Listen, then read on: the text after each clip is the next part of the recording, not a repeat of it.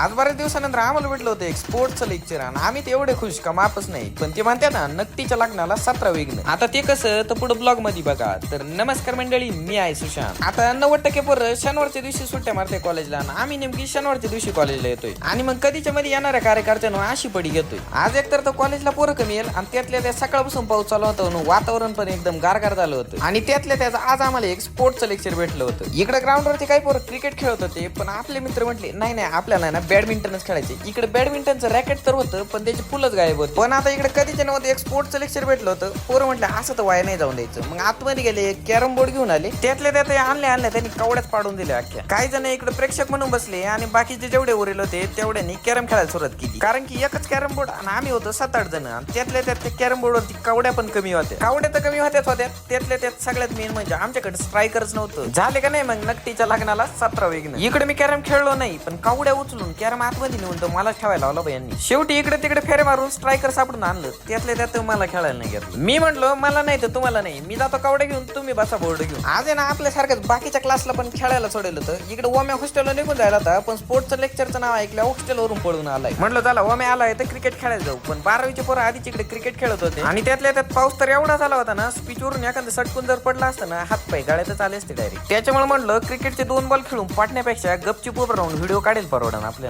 आता कॉलेज पण सुटलं होतं. पार्किंग मध्ये मित्राला सोडायला गेलो. तिथं आपल्याला एक आण्याचा समर्थक भेटला. त्याला टाटा बाय बाय करून आजचा ब्लॉग इथेच संपू.